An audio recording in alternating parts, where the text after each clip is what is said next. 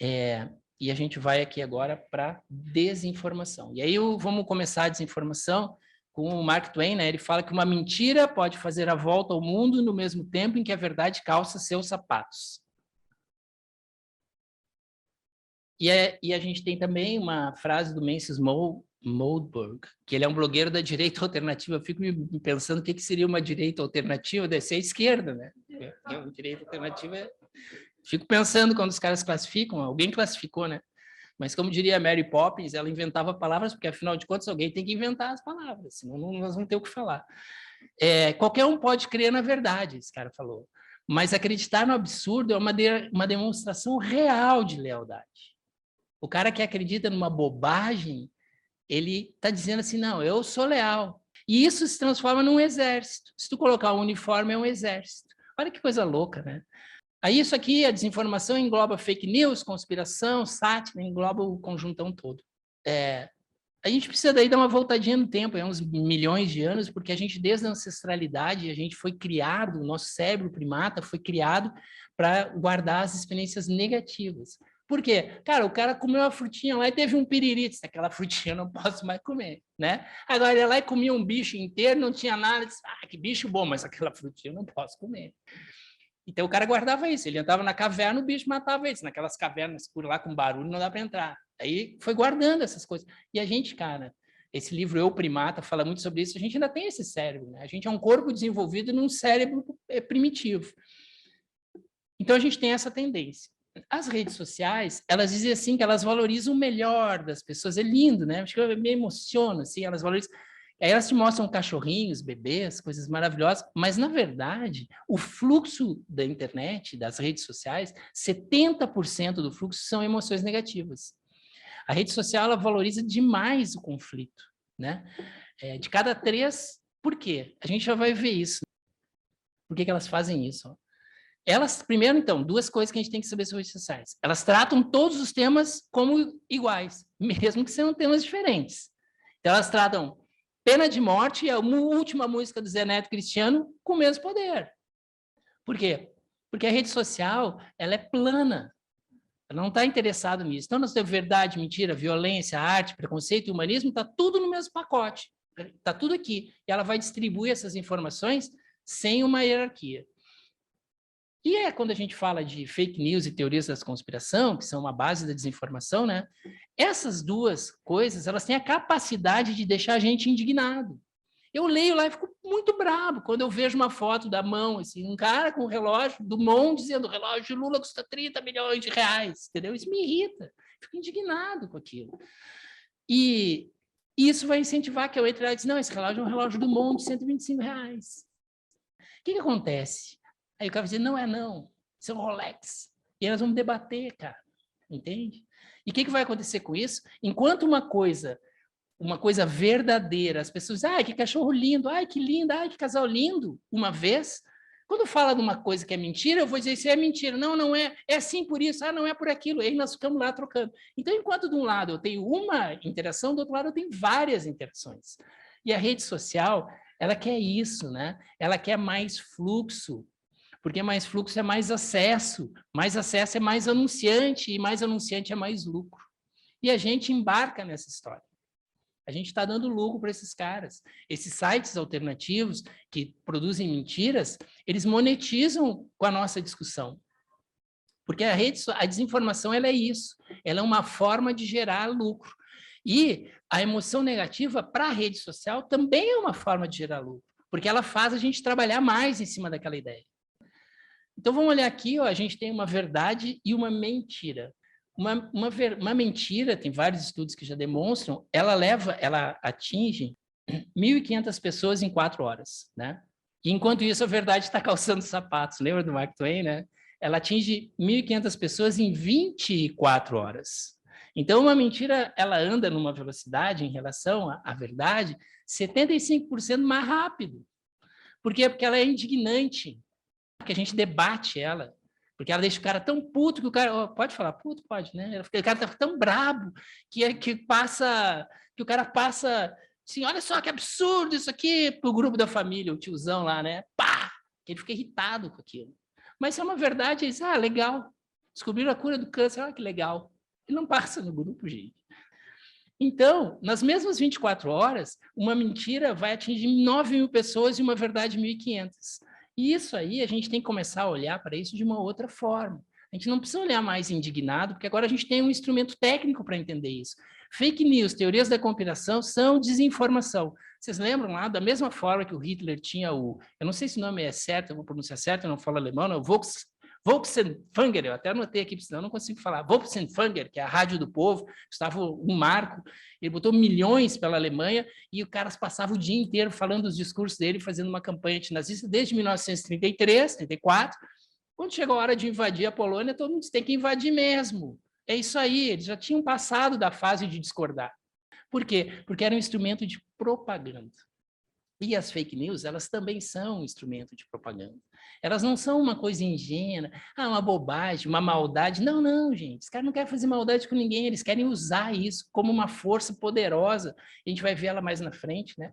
Essa notícia falsa, desinformação, ela não está preocupada com a verdade. Porque a gente olha aquilo e diz assim, não, isso não é verdade, isso não é justo, não é verdade. Ela não está nem aí para o que a gente acha. Ela vai continuar existindo. O papel real dessa notícia, quando o cara te recebe lá, pô, cara, o cara olha assim, não, claro que isso é mentira, mas isso é um vetor de coesão, que vai dizer assim, ele vai dizer assim, isso mesmo, esses caras aí não prestam mesmo, vou mostrar isso para todo mundo. Ele não vai questionar, ele não quer mais questionar. Ele simplesmente quer dizer que ele está junto com um conjunto de ideias que causaram nele uma fidelização. E tem tantas coisas que ele viu que ele agora é fiel àquela ideia e ele não está nem aí se isso é verdade ou não. Por quê? Porque isso aí vai, ao mesmo tempo em que ele está fidelizado, vai dar um reforço de poder pessoal dele dentro deste grupo. Então, quando esse cara mandar no grupo da família isso, vai ser o cara que sabe da verdade. Entendeu? É o cara que já sacou tudo. É o cara que está entendendo. É isso que é a função da desinformação. Ela é um instrumento de propaganda. Ela é uma técnica e isso me deixou tranquilo.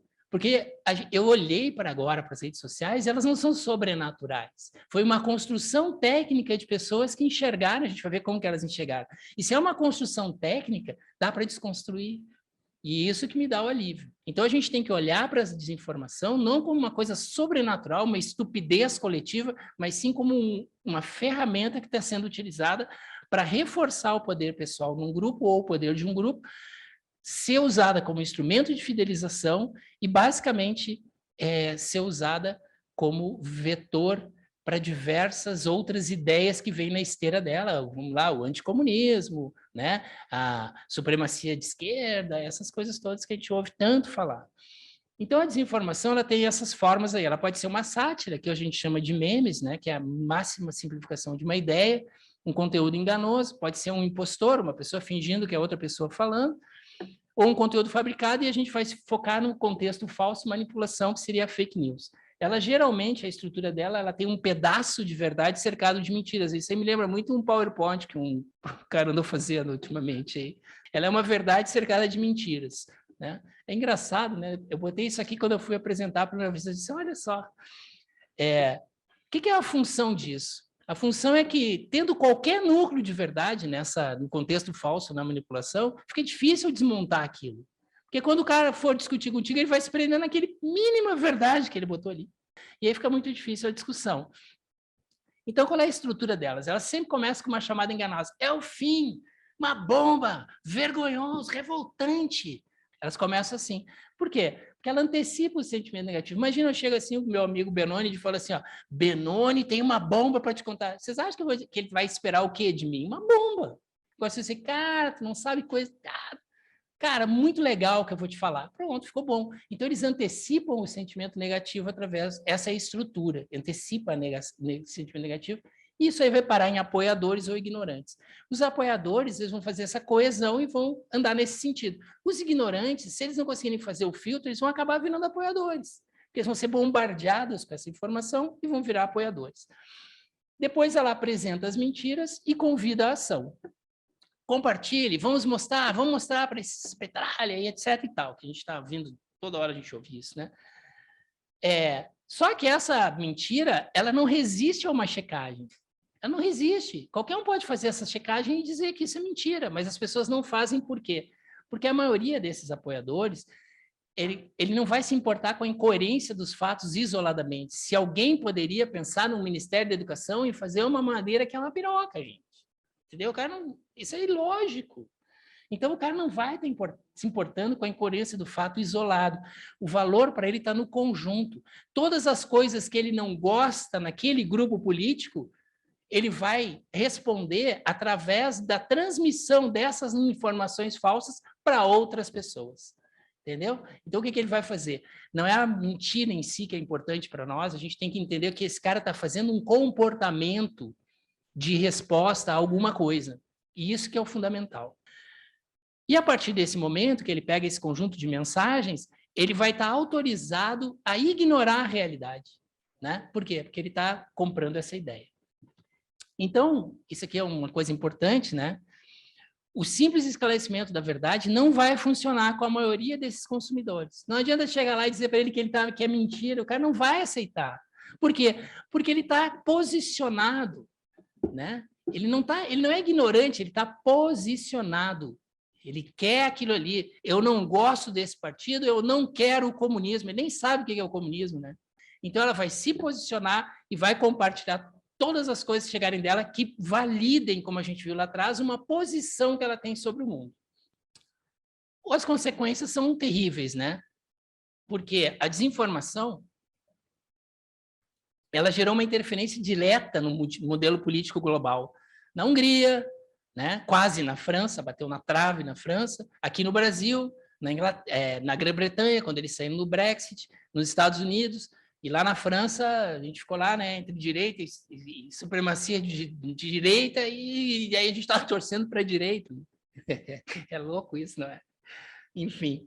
Então, ela vai mudar a geopolítica global, e a gente está vendo isso lá na Guerra do Ucrânia. E mais grave, ela vai fazer uma alteração no modelo de ciberespaço, que são todas essas relações da internet, porque ela vai criar uma cadeia global de desinformação. Essa cadeia global de desinformação, as consequências nefastas é que vai difundir técnicas de cyberbullying, que é o quê, né? Que é essa agressão, essa perseguição a jornalistas, perseguição a pessoas públicas, perseguição a políticos na internet, essa linchação, né? E essas técnicas de cyberbullying, pior que isso, eles vão, a partir disso, como já tem uma cadeia global de operações, eles vão entender quais são as que funcionam mais, as que machucam mais. E a partir dessa intenção, como eles estão se deslocando para um campo de violência, a gente vai ter a reinserção desses movimentos fascistas que estavam marginalizados, porque o discurso era um discurso equilibrado, passa a ser um discurso descontrolado de violência, e aí a gente vai ter reinserção de movimentos fascistas, e pior que isso ainda, mais nefasto, a criação de novas células que estão baseadas no sucesso dessas células fascistas que já existiam e que estavam amortecidas. Tá? Então, basicamente, a desinformação tem esse caso. Ela, na verdade, ela é uma validação de uma pessoa diante de um grupo, de uma defesa de ideias que ela já tem, e ela tem uma consequência muito grave, que é trazer de volta à cena tudo aquilo que a gente tinha conseguido excluir ou achava que tinha excluído.